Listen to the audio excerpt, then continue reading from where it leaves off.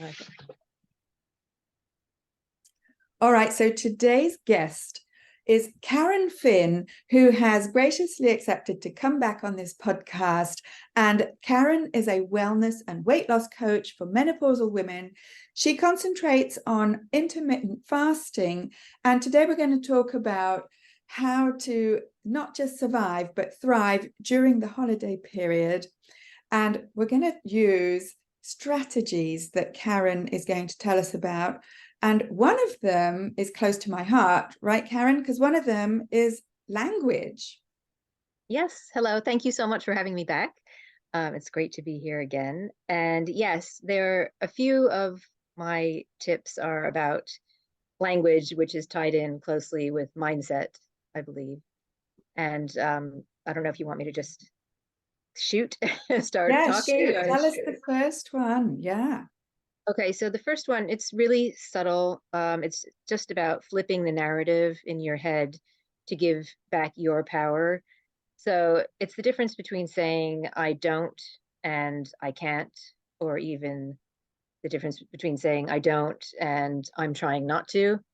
So, for example, if you listen to these three sentences, just kind of see how they make you feel. So if you say I don't eat after 8 p.m., or I can't eat after 8 p.m., or I'm trying not to eat after 8 p.m. Or you can put anything in, I don't eat sugar, I can't eat sugar or whatever. With one of them, you're choosing not to eat after 8 p.m. and you're firmly in control. And with the other two, it's more like some external force is not letting you eat after 8 p.m. or you're not quite sure if you can do it, maybe. You're giving yourself a little wiggle room and you're kind of leaving yourself open to temptation. And it gives the food more control over you, I think, as well. And so whether it's pressure from family and friends or pressure you put on yourself or specific foods or drinks that you struggle with, I just think it's good to think about how you could flip that narrative by tweaking your words, and that kind of rewires your brain as well. Totally. And I find it's very empowering for people to say, or to practice saying, whether or not they believe it at first. In my case, I don't eat sugar. It's sort of like an identity that we have chosen rather than someone else telling us you can't, as if we were children or something. Totally. I totally agree with that. Yeah, it's just I'm someone who doesn't do that, you know, and it really does, even like you said, even if you're not quite sure about it in the beginning, you do, I think, the pathways in your brain do start to rewire and you do start believing it. Yeah. And thinking that way. Love it. So, yeah, I mean, you could say anything like, I don't eat second helpings. I don't drink more than 2 glasses of champagne, or I don't eat starters, don't eat dessert or whatever it is. So, yeah, it's just the habit, I think, and repeating it. And you just kind of. Is it like fake it till you make it, or fake it till you believe it? Yeah, I think so. And the second tip that I have is also about language and how it affects your mindset. It's similar, and it's about, I know a lot of us use the good and bad when talking about how much you ate. Like, I was good today, I didn't have dessert, or I was bad today, I had pizza. And that just, I totally used to be like that. But now when I hear it, it drives me nuts. And every once in a while I might slip and do it too. And I'm just like, no, that's diet mindset. I'm not doing that anymore. And so, yeah, just the same thing as with the I can't, speaking in terms of being good and bad or similar language like should and shouldn't. It can really wear you down mentally. And yeah, if you're constantly using those labels and keeping tabs on yourself like that, I don't think it's a very healthy way of living. I agree. Mentally, emotionally, Yeah, and totally comes, in my opinion, from the diet culture and also from the processed foods industry as well, that has us believe that inanimate objects like food have a moral value, good or bad. Makes no sense, but we believe it 100%. I know. And we're so horrible to ourselves about it. Um, so yeah, I just think instead of using food to punish or reward yourself, just eliminate those words from your vocabulary when you're talking about food, and instead start thinking about how the food nourishes you or how enjoyable it is to eat the food you love, you know, whether it's pizza or, a salad or whatever, if you're just enjoy the moment and try not to attach guilt to it or anything like that. Mhm. Um, and the third tip is also about self-talk and language. And it's more broad. It's about being kind to yourself and giving yourself some grace and just speaking to yourself like you'd speak to your best friend, really. Because at the end of the day, the holidays are like 2 or 3 weeks. It's just such a small fraction of the whole year, or even if it's not Christmas or whatever, if you're going on vacation or something like that, the same thing applies. Um, so if you want to enjoy yourself, I just say go ahead and enjoy yourself, as long as you are feeling physically, well, as if it's not making you ill or anything, or if it's not making you beat yourself up afterwards.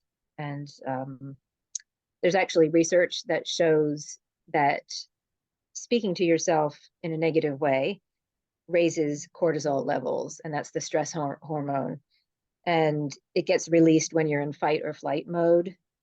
And it's the hormone that's meant to keep you safe in short-term situations of extreme danger. But if you're constantly under stress or beating yourself up with negative thinking, your body can overload on cortisol, Mm. and that can affect your long-term health, and it can also affect weight gain if that's something worried about, especially around your midsection, which I know is definitely something that menopausal women can struggle with. Yeah. And yeah, it affects your metabolism. It can also make you crave sweet, fatty, and salty foods and all those processed things that you know we're Yeah. trying to. Um, and yeah, it's worth reframing your thoughts in a positive way, and that can again rewire your brain and lower your cortisol levels. And it's it's a practice like anything. It's easier said than done, but just keep practicing it and it'll happen. And and just every time you catch yourself, try to flip that narrative. And just I one mean, other thing. Oh, go yeah, I ahead. was just going to say, sorry, it's literally like learning a language where you're not going to be good at it at first. You're just not. Yes. It's not going to come fluently. You're going to make loads of mistakes, and it's just like learning anything new, but specifically a language, because that's what I specialize in. Yeah, It, that's really interesting. yeah, speaking to yourself. And I often say there's enough stress out there without us adding it in, extra stress in here. I'm pointing to my head, we're sometimes our own worst enemies. That's so true. Definitely. And there's one saying that I love about not worrying too much about what happens over the holidays.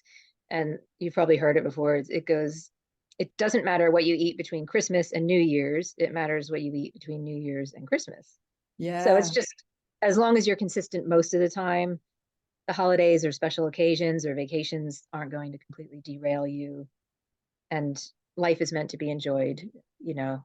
It's and we Yeah. don't And be I would perfect. add that you can definitely enjoy life whatever you eat or whatever you don't eat. And it's not dependent, like the enjoyment of life is not dependent on some kind of edible product. In Yes, this case, sugar, absolutely. let's say, and that, not eating sugar does not equate to not having fun in life. That's a very good point. Absolutely. Um, so the next couple of tips I have are just more practical, physical things. And it, it's about keeping your blood sugar stable. So that'll have an impact on your cravings, again, for the sweet and the processed party foods like crisps and things like that. Um, Especially when we reach menopause or perimenopause, that's the stage before menopause, it becomes harder to regulate our blood sugar, or otherwise known as blood glucose levels.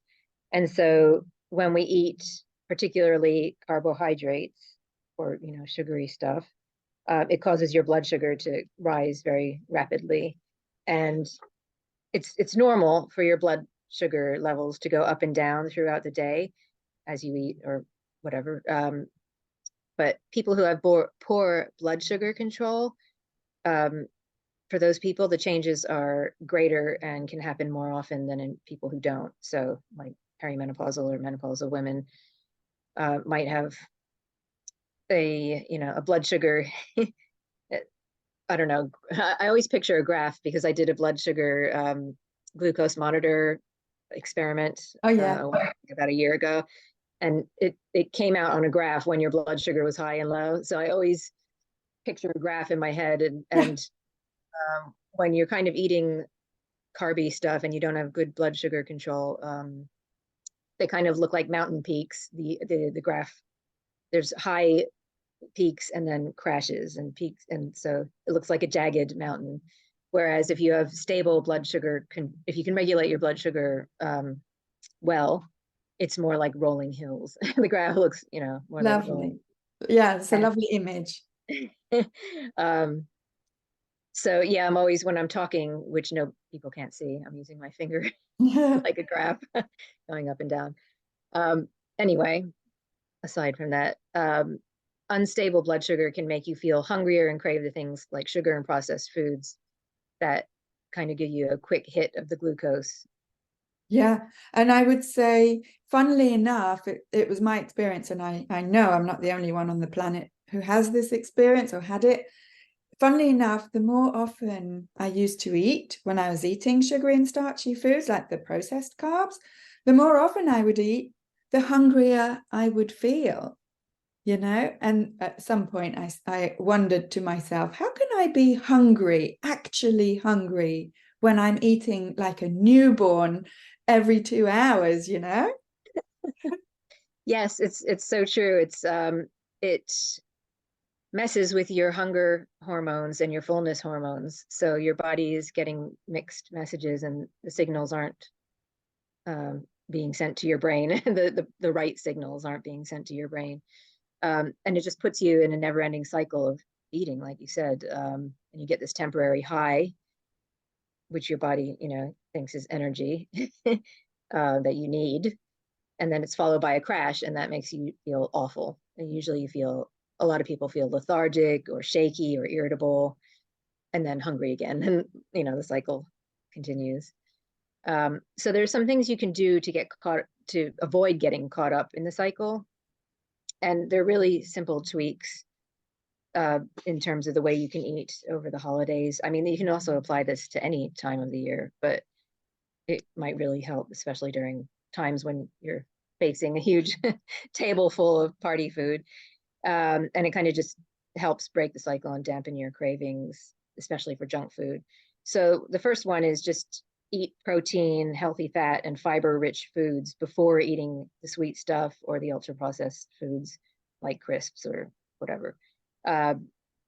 Protein, healthy fat, and fiber will fill you up more. So I was just thinking of fiber and all those pictures that you put on Instagram of the like the Christmas tree, and it's all broccoli and tomatoes, and it's all vegetables. It's a crudité Right. instead of a plate full of sweet stuff, with a nice dip or something. That's great to eat, and it'll fill you up more, but it'll also control your blood sugar response if you go on to eat or drink something that's high carb or sugary. And then similarly, if you're going to eat carb-rich foods like cake or crisps or whatever, white bread, if you pair them with protein or fat, so you don't eat them on your own, but if you pair them, so instead of eating tortilla chips on their own, eat them with guacamole, for example. Mm-hmm. If you really want the tortilla chips, or if you're Yeah. eating pie or cake, grab a handful of nuts first. Yeah, that makes sense. And also with guacamole, and I sometimes eat the chips, I'm not like, they're not completely off my radar, but I more often eat the veggie sticks with the guacamole. So at that point, there's a less of a blood sugar spike. Yeah, absolutely. And I do find that stuff really fills me up too. It's got bulk to it, the Totally. fiber. Um, and another thing you can do is just go for a brisk walk after you eat instead of flopping on the sofa. Even 5 or 10 minutes can really help bring your blood sugar down. And I know, like, you're in Canada, so I don't know how realistic it is to do that. But if it's freezing Oh, outside, oh, we you can go go up and out. down. It's Oh, not cold until it hits -30 here. and I've got my heating on and my scarf, and it's, I think, probably about 10 degrees here or something. Yeah, you're in the UK. Yes, there's a reason why I left the UK, and that's one of them. Yeah, it's just rainy and gray. But anyway, if you don't want to go outside for whatever reason, you can just go up and down your stairs for 5 minutes, or Yeah. walk around in circles in your lounge or something like that. Yeah, have a dance or put some Christmas Yeah. music on and move around. Yes, definitely. And even like getting up to do the dishes, it's not Yes. strenuous activity, but just to sort of, I call it a pattern interrupt, not just me, but that, where Mhm. instead of doing what you've always done, to make that little micro effort to do something to get you moving after you've had a meal or a big meal. Yes, definitely. And even if you want to watch TV, you can just stand there and do like heel raises or something, Yeah, you know, and that gets the blood pumping and your muscles working. And so they're using the glucose yeah, that's going into your body, and that's it's burning, you know, yeah, and stopping that sugar spike. So there are a lot of little simple things that you can do. You kind of don't even think about them after a while. You just automatically do that. Like, even not during the holidays, I am in such a habit of, I just grab a handful of almonds before I eat anything when I open my fasting, after I've been fasting. Um, and so that just automatically, I feel like it automatically brings down my potential blood sugar spike, yeah, totally. depending on what I'm going to eat next.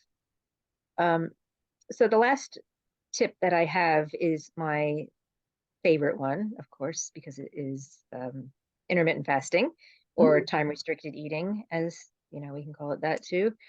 So I'm not saying that people should start doing intermittent fasting on Christmas Eve or anything like that, um, because I know that can be unrealistic, but you can still apply some of the main principles and benefit from them.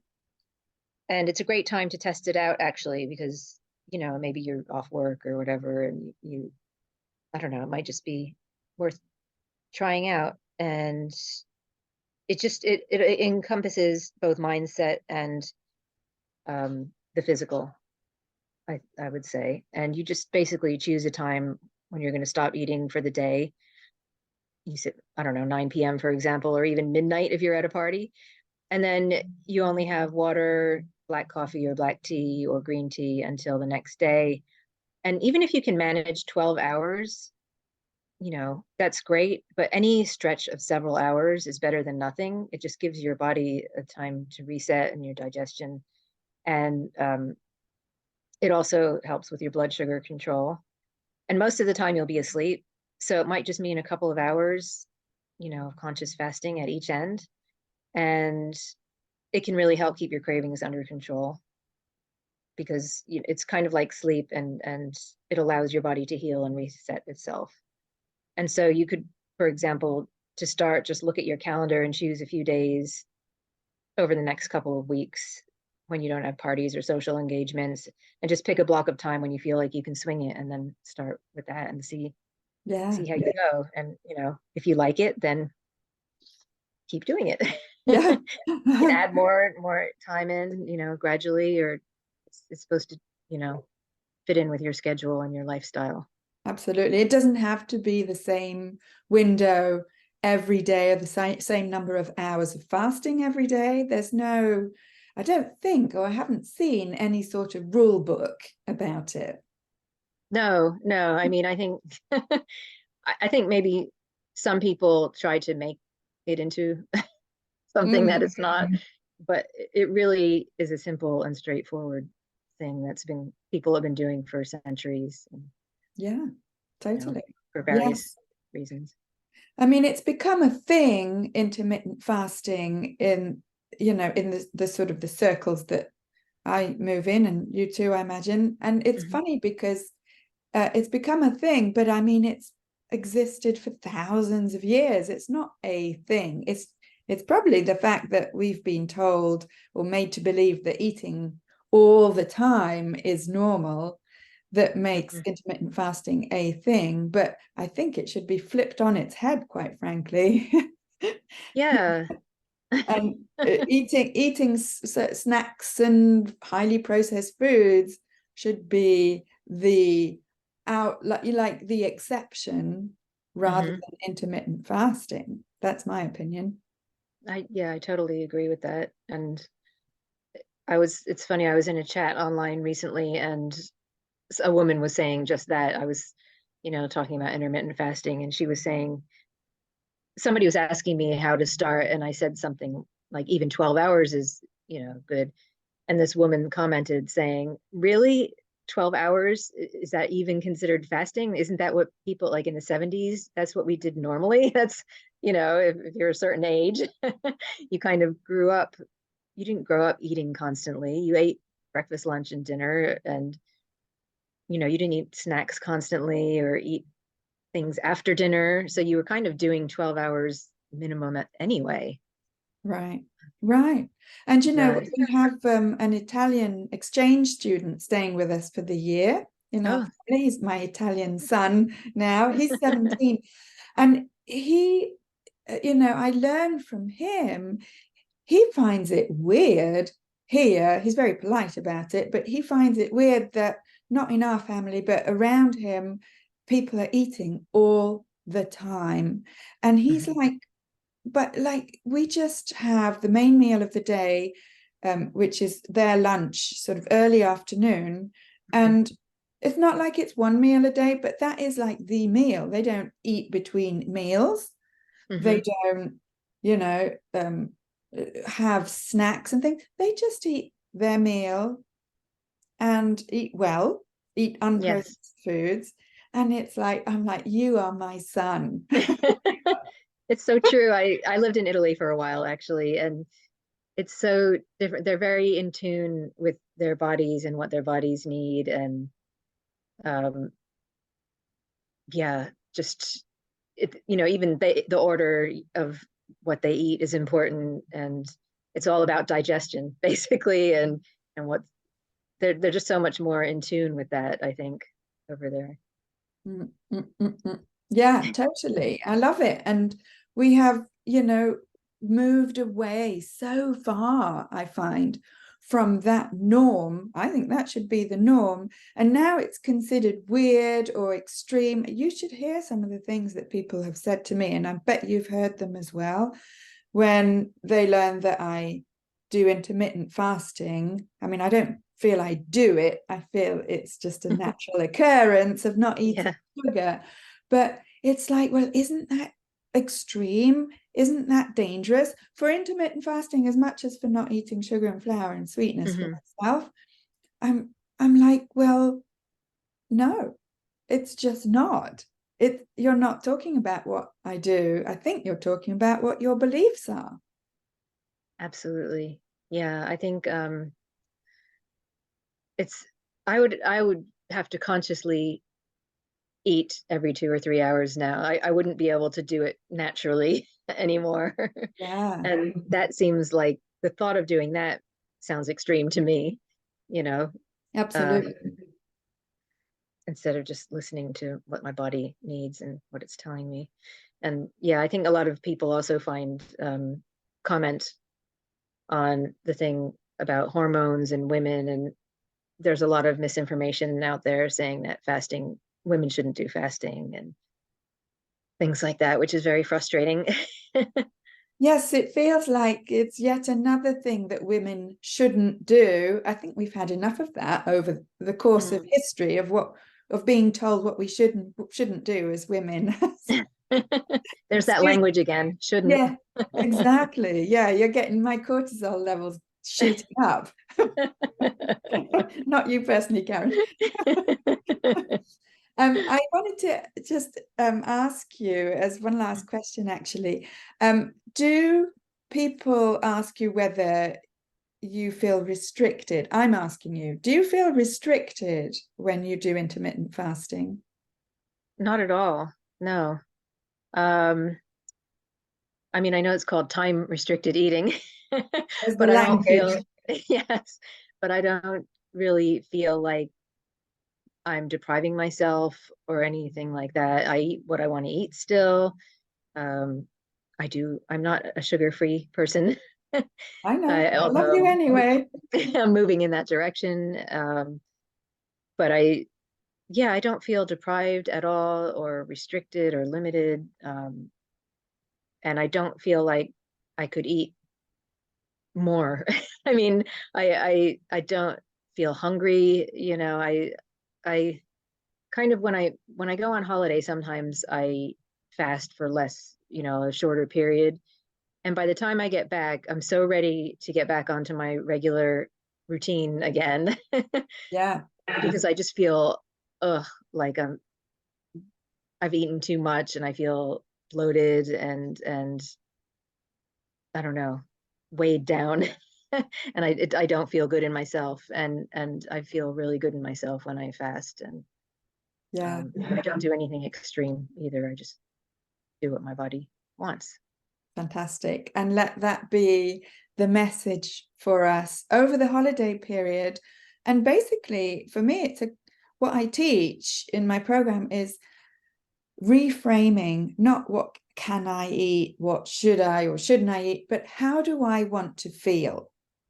How do I want to feel, where the starting point is you rather than the food, the times, the number of hours, the this, the that, the external things, the starting point. And this is what I understood from you as well at the beginning. The starting point is you and how you want to live your life. Yes, definitely. It's about how you feel 100%. Not it doesn't. I, I think I feel like maybe when I was in my 20s, I cared more about the aesthetics. But now it's like I just want to feel the best I can and I want to have energy and. Yeah. Yeah. And we're about the same age. And between you and me, I find that one of the advantages of being over 50 is that A, you don't care so much about what other people think. And B, what you do start caring about is yourself.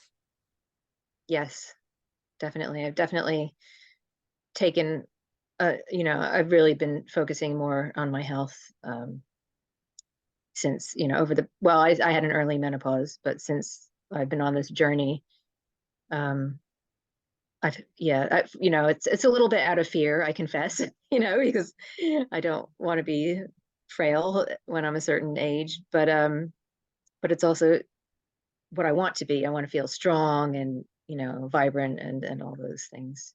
Fantastic. What a wonderful wish for the holidays and all year through. Yes. Yeah, lovely. You're so inspiring. Thank you, Karen, for being with us. And thank you for Oh, giving us your tips. And if anyone wants to get in touch with you, I'll put your link and your details along with the show notes. oh, thank you so much for having me on again. It's been great talking to you, Lovely. Thank you. and Merry Christmas. To you too.